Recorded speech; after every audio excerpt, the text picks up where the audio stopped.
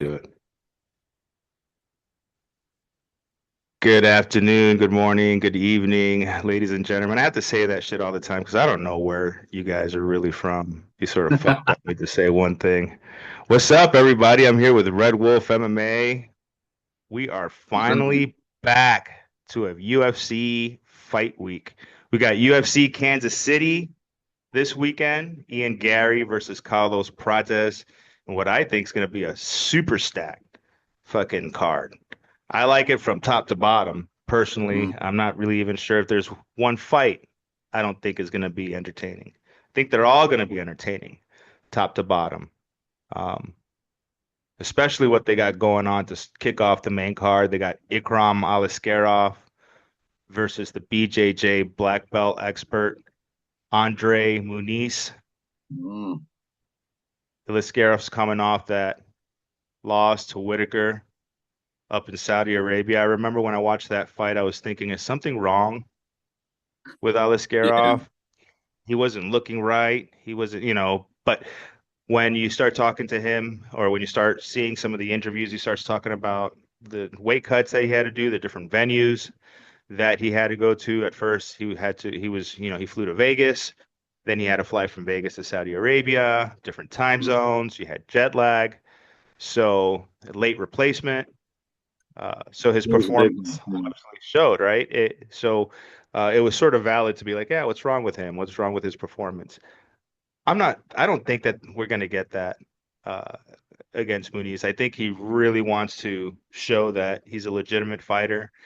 And I wanted to give Muniz the dog of the week so badly. I mean, I held on to that idea all last week, just trying to make it happen. But then I started thinking, the only way that Muniz has to win is to sub Aliskerov. He's not going to Yeah, knock him out. He's not going to beat him on volume. I think that Aliskerov's Sambo wrestling, he's a four-time Sambo champ. I think yeah, his Sambo wrestling will probably be able to fend off Muniz's at least submission threats. yeah. So I'm going to go ahead and take Aliskerov probably by KO, either KO or decision, but one of those two. I'm with you on that one. I think this is Ikram by KO. Maybe the first round will be a feeling out process. I think maybe the second or third is where he's gonna just start piecing Andre Muniz up. Like I think Andre's gonna shoot. He's gonna try and chain wrestle. He's gonna try and get Ikram to the ground. But like you say, the guy's a sambo champion. He trains. He's a Dagestani. You know what I mean? The fact that he trains with the Dagestani crew, you know, it's going to be very difficult to take that guy down. And like I say, if you look back at the last fight as well, he lost to Robert Whitaker. There's no shame in that. Robert Whitaker's Robert Whitaker. And like I say, short notice, flying from Vegas, it was, I think he can look back and go, I did what I did in that fight. It is what it is. I'm building my way back up now. And yeah, I think Ikram's gonna stuff a lot of takedowns. He might even reverse a lot of them. You know what I mean? And he ends up on top. So he's like hitting for. I mean, it could be a ground and pound finish. Do you know what I'm saying? But yeah, definitely, I'm feeling Ikram by KO on this one or TKO. So you don't think it goes decision at all? Um, it could, it could do, but I'll be very surprised if it did. Do you know what I mean? You see what Muniz's durability is at. Yeah, you have a point. I mean, he's been submitted three times. He's been KO'd, I think like five, That's what I'm something like saying. that. So there it is, Yeah, right? The door of opportunity is those massive times Muniz has been KO'd, and he's certainly going to put himself in that position because he's got to get in to yeah. shoot to get, um, Aliskerov to the mat. So he's going to put himself in dangerous positions. I do think it might be closer than what people say it is, but for sure, Aliskerov, KO or decision for me, KO for Mr. Red Wolf MMA. Next up, Randy Rude Boy Brown versus Nicholas Dalby. This is going to be a fun fight. Nicholas Dalby seems to be super durable, man. I mean, this guy has Yeah. never been finished. How's it looking like for you? I'm the same, man. I actually think this might have potential fight of the night written all over it. Like, these two boys are absolute scrappers. Do you know what I mean? They go hell for leather each time. They're both in there. I posted a video recently of Nicholas Dalby absolutely pouring blood out of his head in Cage Warriors, and he's still going for it. Do you know what I mean? He's slipping and sliding all over the mat and all that. You know what I mean? It's one of the craziest fights in Cage Warriors history. And Randy Brown, he's just a little animal when he comes out. He's a striking masterclass. What I found quite interesting when I was researching this fight is they've both got a lot of mutual opponents. They've both fought Alex Oliveira. They both beat Muslim Salikov. So it's kind of funny that these guys have come together right now. Do you know what I mean? They seem to have been missing each other, and now they're here. It's a tough one for me. I've got to say this might be the toughest one on the card for me to pick, because I want to say Dalby by decision because Randy Brown's very durable, but it could be Brown by decision as well. Do you know what I mean? I'm not going to say it's a draw. It better not be a draw because Dalby's already got 2 draws on his record. Do you know what I mean? We're going to have to start calling him the draw machine. But either way, I think this has got fireworks just written all over it. I think it's just going to be a banger of a fight. But yeah, difficult for me to pick. I'm So, slightly leaning. Sorry, go on. so is this a 50-50 for you then? Yeah, it feels like it. Yeah, it does Interesting. feel like it. Which way are you Interesting. going? Are you 50-50? No, I feel pretty confident that Randy Brown is going to edge out a decision. I don't think either of them are going to put anyone away. If anyone was going to put someone away, I think it'd be Dalby because Mm-hmm. Brown has been around the block for a bit and perhaps that chin could have some wear and tear on it. However, Dalby is not a known He's not KO a spring artist. chicken. At Yeah, I mean, 30%, Dalby's fine. KO rate, he's not really going to knock you out. And he's No. certainly not really going to submit you at 17.4% submission rate. So I see Yeah, this as war attrition of two durable fighters that are experienced veterans, and it's going to come up to who can execute their game plan better. I think as far as cardio, Dalby is going to be able to push the pace a little more yeah, than Randy. So Randy's going to have to land more significant strikes throughout the rounds and win at least 2 of those 3. And I think it could be it's going to be a decision, could be a split decision, but I'm going to stick yeah, with the uber vet Randy Brown. yeah. I mean, Dalby, like you say, he's no spring chicken. He's 40, which surprised me actually. Didn't realize how old he actually was. 40. Um, Yeah. yeah, 40 years old. You know what I mean? He doesn't look it. I'll give him that. So Uh, whatever he, those yeah, he days looks great. those Danes look young. But Yeah. Randy, he's taller, he's longer, he's got a longer reach. So he could keep the distance, he could pick him apart. But yeah, I expect a war with this one. Whoever guy wins is going to put on a show. That's one thing I can definitely feel confident in.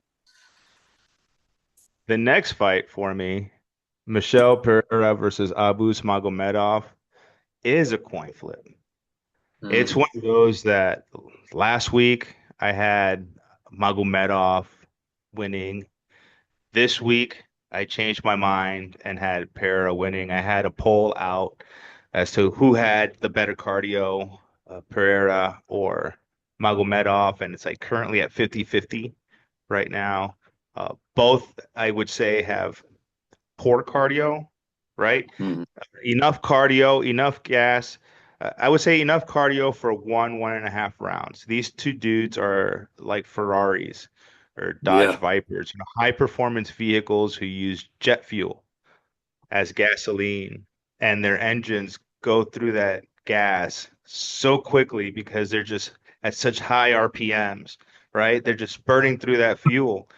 So yeah, to me, it's going to be as who's going to be able to execute the fight IQ and who's going to be able to and who's had the I guess the training partners to be able to uh, execute their game plan. So Michel mm, Pereira looked like shit his last fight against Fluffy Hernandez, right? yeah, yeah, Uh, Fluffy was able to exploit his, Pereira's weaknesses and just drown him in deep waters and eventually get the win.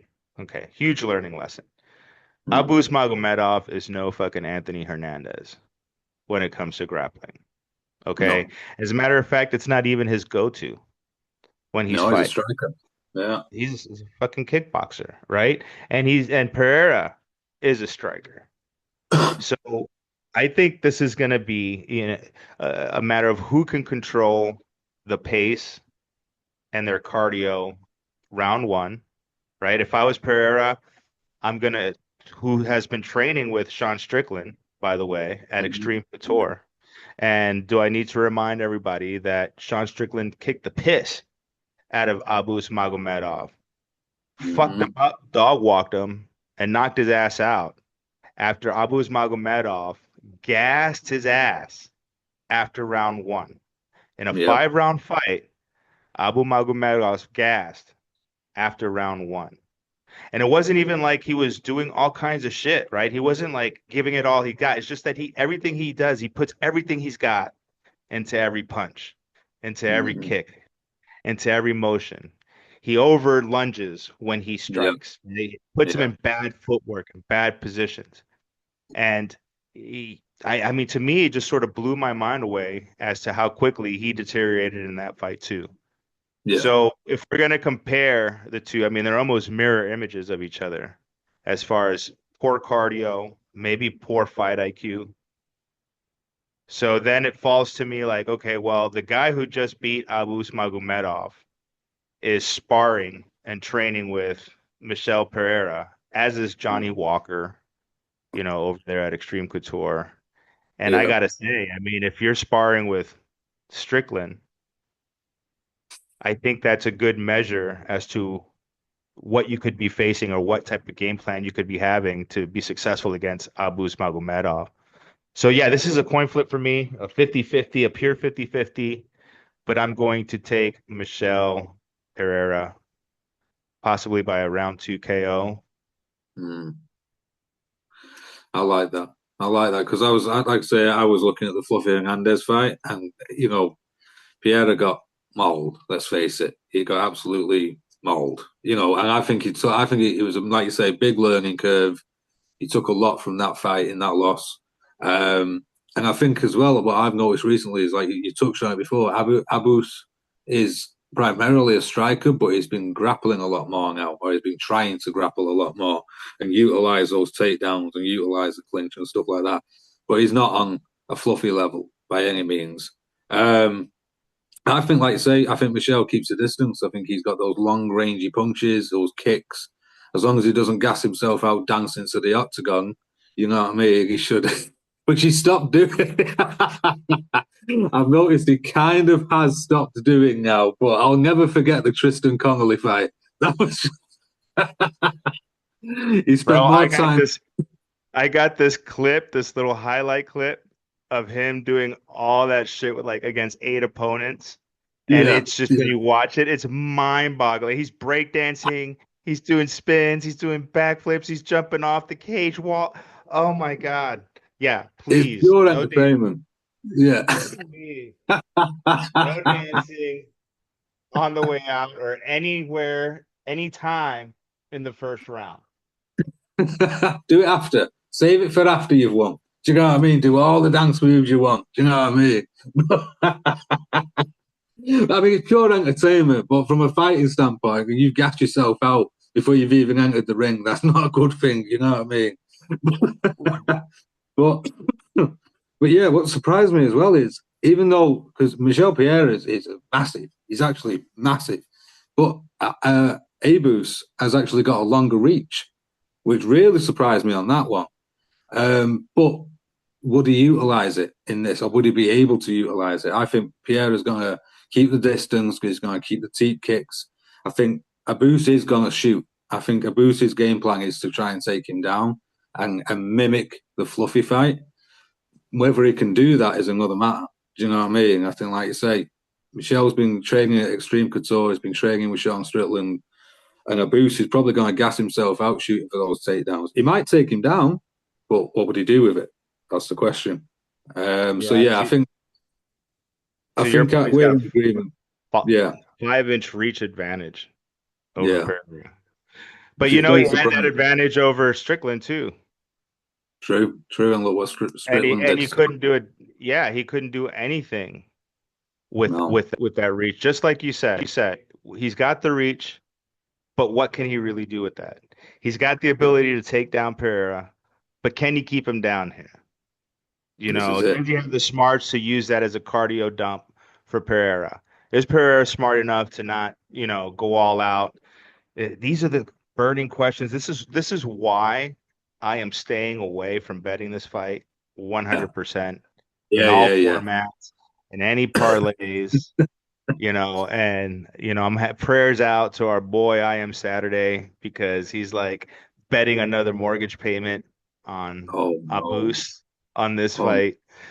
So yeah, I just advise stay away Well, from this one. It's yeah. not worth the money. You're not getting No, anything in return for your investment for this just 50-50 fight. enjoy this for what it is. Do you know what I mean? Enjoy this fight Okay? with no. Do you Enjoy know what this I mean? fight for the pure carnage Entertainment. that we hope that it is. But yeah, Next up, definitely. well, who do you got? I don't know if you told me. I I've been think yeah, I think I'm interrupting you going all this time. Michelle by KO. Yeah, You got I think Michelle that's too? yeah, yeah. If it's not going to be that, it's going to be a boost by decision. But I definitely think Michelle by KO. Yeah,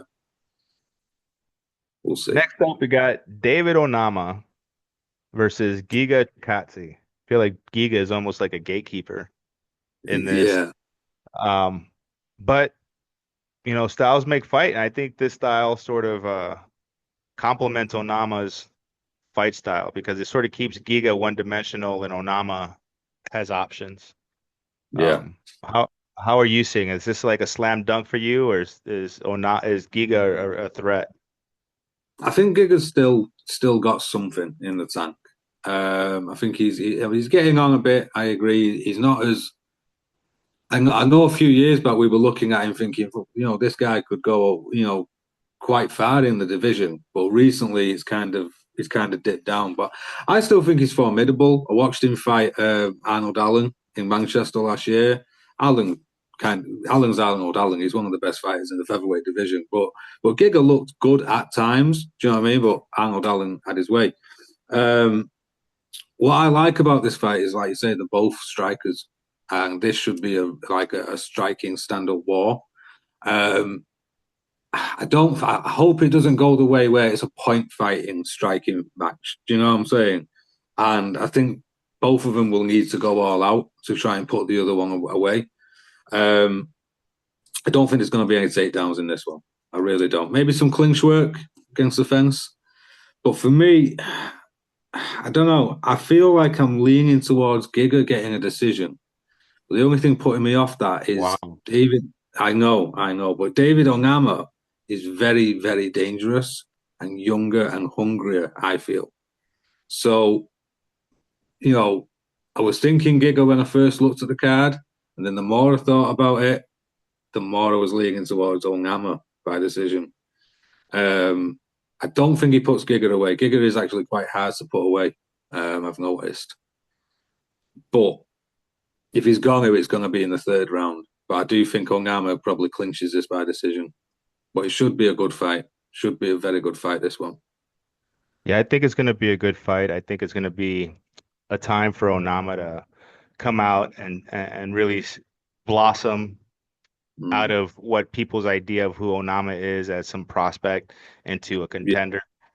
Uh, I think that there's actual value here to bet on Onama if he's still at minus 200 odds Mm. because I got him as in my implied odds at minus 247. And I think that this is just a styles fight where Onama once again has more options than Giga does to win. Mm. He's better in the clinch. You can argue that Giga is more technical. Mm-hmm. However, Onama is more proficient with his strikes, right? Yeah, yeah, yeah, yeah. He throws more, right? He lands more, he absorbs more, but they're both at the same rate with each other. Um, Giga's got good strike defense.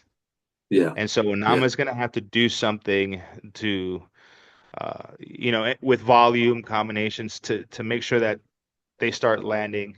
Um, but yeah, I see this as a stand-up fight. Like you said, some clinch work. Um, Mm, I think youth and a little bit extra strength is going to be on Onama's side, and um, I think he has to get it done to go to that next level. He shouldn't yeah, be losing to Giga Chikadze at this point in his career. Um, Good test, but I think he should be able to get it done by decision. yeah. Next up, we could have Anthony Smith's last fight in the That's, UFC versus Zhang Mingyang. Um, mm. Mingyang Zhang. You know how they do their names. They're doing Way. backwards, they're doing forwards, you know. And I would probably say it's Mingyang Zhang because Zhang is like a last name. Um, Yeah. so man, Mingyang is as like a minus 500 favorite to get the job done versus the experienced Anthony Smith. I wrote a tweet, or I put out a tweet a couple weeks ago, about a week and a half ago, saying, you would think that as a fight analyst, Anthony Smith would have the fight IQ to know that his path to victory in this fight is to take Ming Yang down, control Mm. him, ground and pound, and win by points. Hmm. However, his stats say that he completely abandons his BJJ experience in black belt and resorts to his Muay Thai and Yeah, to his carnal desire to just want to fight it out like a dog fight. And to yeah, me, I think that's going to be a grave mistake against Zhang. And um, it would show a lack of fight IQ, in my mm, opinion, to not use what he has as an advantage over Zhang. I'll be curious to see what he does, but the stats yeah. speak for themselves, right? His takedown accuracy, 23%. His Mm. takedown defense, 50%. His takedown average, more importantly, per 3 rounds, 0.44 attempts. Doesn't make That's sense, does it? that doesn't speak of a person that's trying to take the fight down and use Mm. BJJ and control, right? So I feel that he's going to get lulled into this striking contest with Zhang, and he's going to lose that, and Zhang's going Yeah. to knock his fucking ass out. Oh yeah. I mean, Zhang, the mountain tiger, right? He is phenomenal. He's got 18 wins, and every single one of them's a finish. Do you know what I mean? It's like you want to get into a straight striking war with this guy, especially with Anthony Smith. He like I say, this could be his last fight. It probably will be his last fight. It's his retirement swan song. And fair play to take your last fight against a beast like Zhang. Do you know what I mean? But if he starts swanging and banging and trying to knock Zhang out, I don't think it's going to go well. I really don't think it's going to go well for Anthony Smith. Like you say, he needs to go to the ground. He needs to try and grapple. But Zhang's pretty good on the defensive side of grappling as well. Do you know what I mean? He can reverse them. He's got submissions of his own as well. So Smith could take him down, but Zhang could wrap up a gilly, shout out Dustin Poirier. He could do anything. Do you know what I mean? The one question I've got with Anthony Smith is, has he faced his demons? We know in his last fight he was going through a lot, and there was that Dominic Reyes fight where he was literally asking him to punch him in the face. So I feel for him with that. I do feel with him, and I do hope that he's done what he needs to do to face those demons and look at it in a different light and stuff like that. But it's coming to the end of his career, and yeah, this could be where Zhang shines. I mean, don't get me wrong. Smith's an absolute veteran, has been in there with some killers. Do you know what I mean? I mean, he went 5 rounds with John Jones. Do you know what I mean? He could have took the belt off John Jones if he'd have been a bit more sterling like with that illegal knee. Do you know what I mean? But yeah, But I then think he for gets, me, but then he gets completely dominated by Glover Teixeira. I know. You know, and That's that what I that mean. Up and down. exemplifies the bipolar nature, right? The Yeah, bipolar nature of his fighting almost exemplifies the bipolar nature of his mindset sometimes. yeah, yeah. That's a, yeah, Because fair analogy. he's been talking about with this fight camp at being at this ecstatic high now, Yeah, realizing what he's accomplished and where he is in life, which is great. I'm really happy for oh, him to be yeah, there and to realize that. But it's just that same trend where just a few months ago he's coming out to fight and he's visibly distraught and everyone can yeah. see a decline in his mindset. You wouldn't, if you were a coach, you wouldn't want your fighter in the No, octagon with the mindset that he had in there. yeah, And then a few months later, you see him complete 180 degrees, happy and ecstatic. And this could sort of still be in that healing process of emotions where you're super low, then you're super high, yeah, endorphins, because the reality is we live somewhere in the middle, most yeah, people. yeah, And so when you're either in the high or the low valleys or the high peaks, it's an extreme. And so that's still showing me that he has some mental extremes yeah, going into yeah. this fight. I mean, this is off topic. This isn't fighting. This is outside of fighting. I mean, he also, he bailed on Bisbing at the Believe You Me podcast. Nobody knows what happened. He just left. Do you know what I mean? And Bisbing was kind of like, oh, okay. And that's why Paul Felder does it now. So there was a lot of things going on outside of the cage, inside the cage. So that's what I'm saying. I hope Smith's in a good place. I don't want to see anyone in a bad place psychologically, mentally. Um, but yeah, I mean that's a little bit off topic. But and then, having said all that, Zhang by KO. But that's what I'm. Yeah, Oh but yeah, shit. I know. Yeah. But yeah, and Zhang, I think Zhang's the next like. No, I won't. I don't want to say big thing, but he's going that way. Do you know what I mean? He's definitely getting there. Yeah, so this should be a good fight. Veteran versus the new dog, passing of the torch. Yeah, let's see where this one goes.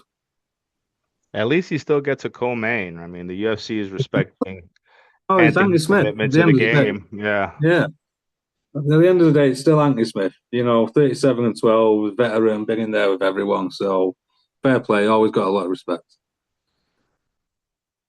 Now, this main event has Mhm. been building. I think they've been doing a pretty good job Oh building yes. it up. Both Prates and Garry going back and forth. I feel like Ian Gary's is more produced, right? Mm, More production. He knows what he's doing. He's done this before in several of his yeah. fights. He really put it out in the MVP fight and then the Shavkat fight. He has a sort of formula that he has pre-fight uh, to his shit talking and to try to get into the mind, into the mind of his opponent. I think it's Mm. worked. And I think Carlos. Carlos Yeah. Prates' responses is completely genuine. I don't Yeah. think Oh yeah. it's Carlos is marketing. pissed. Yeah. Yeah. Yeah. I don't think it's marketing. I don't think it's, promotions. I don't think he's sitting with the producers in a right team and looking at No. which angle to come at this. I think he's fucking pissed. Him and his mama are pissed. They're both plotting on how to assassinate this motherfucker. That's Dude, gangster mama right there. That's the gangsterest yeah. mama I've ever. Oh, bro, she's so gangster. That was unreal. Kill him like mommy likes it. Like, what the fuck? Finished him early. Oh, mom. And then she goes to do the dishes and makes him dinner Yeah, and shit. that's a real gangster mom. Yeah. Killer mom. Mm. But this is a tough fight for Carlos. I think a Yeah. lot of people are riding the KO wave on Prates and not looking at the level of competition, perhaps, between both of these two fighters. I, Mm. I, I mean, I don't. I honestly, flat out, I'm gonna just say it. I guess I think Garry is gonna do the same thing that he did to MVP. Ooh. He's Ooh. gonna control him. Prates is working on this takedown defense. Mm. And it doesn't matter if you're working on your takedown defense or your clinch defense or whatever. If you're spending 30, 45, 50 seconds against the cage, fending off just clinches Mm. so that you can get into strike mode, um, that's going to wear on your cardio, right? I think that everyone, unless he's not really smoking cigarettes, unless he's not Maybe really like, yeah, you know, unless he's not really doing any of these things that he's outwardly just showing everybody that he's doing, then he is. obviously the attack is to go for that cardio. Mm. Yeah. I mean, that's one thing that worries me. We love that he's like the average man. He smokes, he drinks. You know what I mean? He's one of the fighting nerds as well. Do you know what I mean? So that's a killer team right there. Yeah. But that is one thing that worries me is the cardio in the later rounds, and I think this could go into the later rounds. Do you know what I'm saying? So that's going to be something to keep a hold of. I mean, I think he said he's cut down to about 10 cigs a day now, so that's something, I guess. You know, it's better. Bro, I used to smoke. I used to smoke. I gave it up almost 2 years ago. So I know It how has it an effect. is There's no two when ways yeah, about it. It has I an know how it effect. is when you smoke and when you don't smoke. And so there's definitely effect. And if you watch Carlos Prates prior fight, especially against Ramirez, yeah, he Mm, got the job done against Manny Ramirez. However, Ramirez was able to land clean shots. mm, Ramirez was able to take Prates down. Ramirez was able to control and land some ground and pound against Prates. mm. And Ian Garry is levels, Yeah, levels yeah. above Manny Ramirez. Ian So Garry, right? there's definitely holes in Prates' game. Yeah. Ian Garry, right? I mean, when he first, honestly, my relationship with Ian Garry has been like up and down because more up and down than him and his missus. But he's winning people over. You just caught that, dude. he's, he's winning people over. I can't knock him now. He's stepped in twice against two absolute killers. Do you know what I mean? First Shavkat and now Carlos. And the thing with the Shavkat fight is he really impressed me. And a lot. And if you actually look back at it, you go, there was so many times where I thought he's got him. You know that Just had choke. him. Yeah. If you'd have told me 3 weeks before that fight that Ian Garry was going to have Shavkat in a rear naked choke, I'd have said, bullshit. No way. Do you know what I mean? But Ian Garry, fair play, you humanized the beast of Shavkat because a lot of people were looking at him as like this undefeatable monster, and he made him look defeatable, even though he lost. Even though Ian Garry lost the decision, some people kind of say it should have gone the other way. Do you know what I'm saying? But who's fighting again? It's Ian Well, Garry, exactly. not Exactly. Shavkat. Why? Because Shavkat's hurt. Because Exactly. going in with Ian Garry has caused him injury.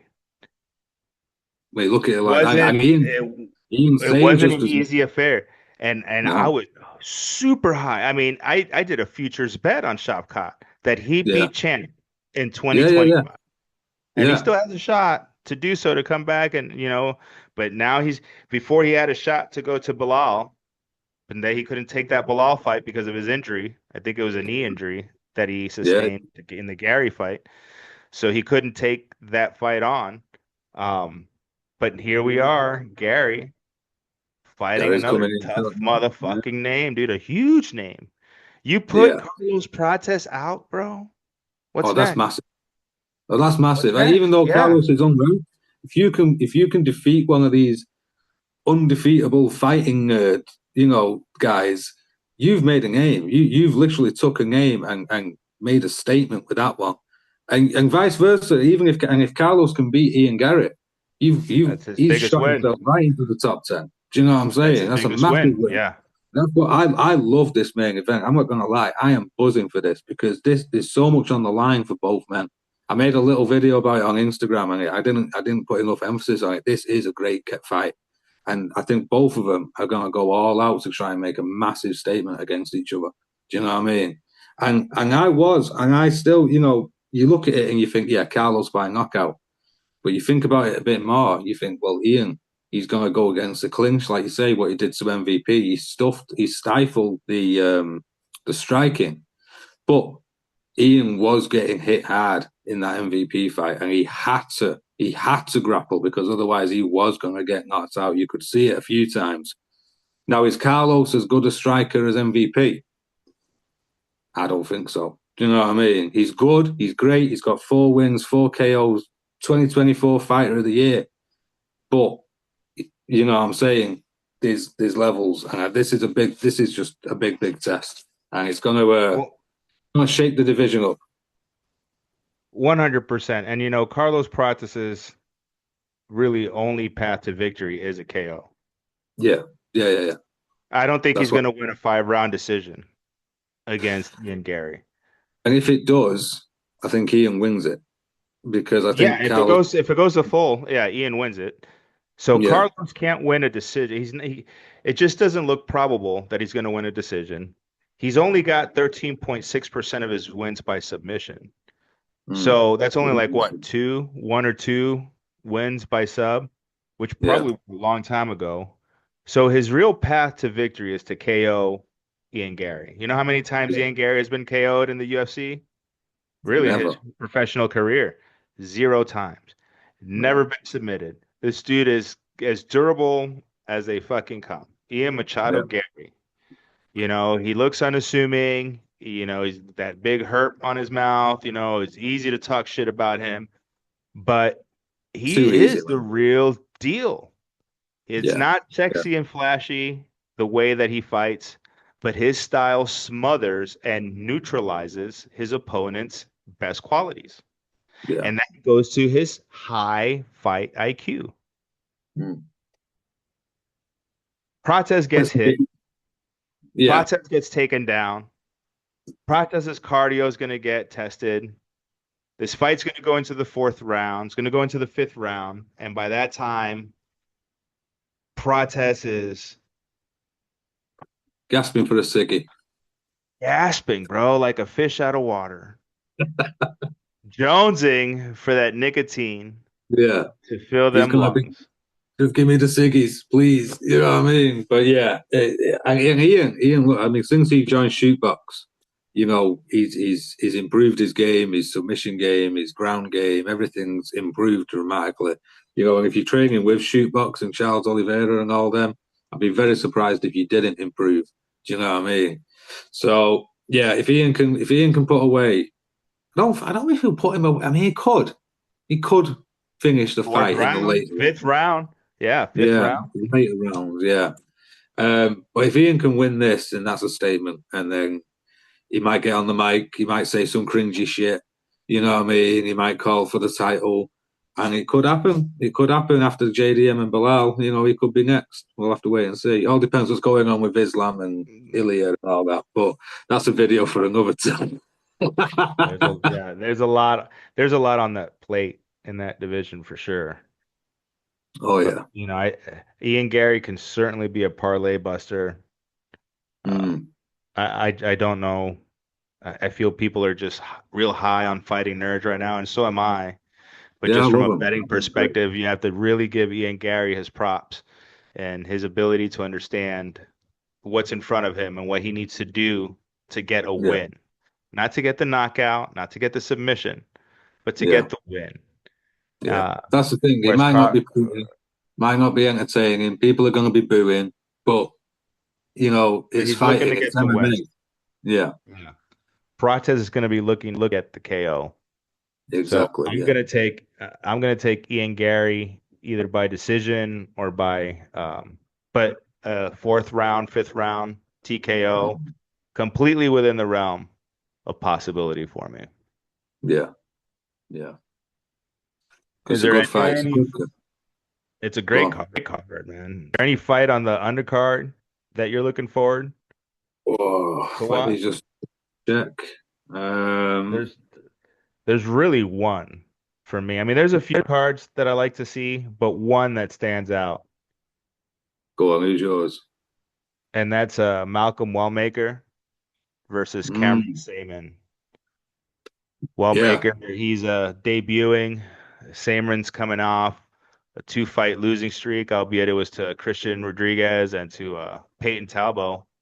yeah, But he's sort of in this must-win situation. Um, he's a really good fighter. Malcolm Wellmaker. I think a lot of people not don't know much about this kid, but he's got some serious power, serious yeah, counters. I'm really looking forward to this fight.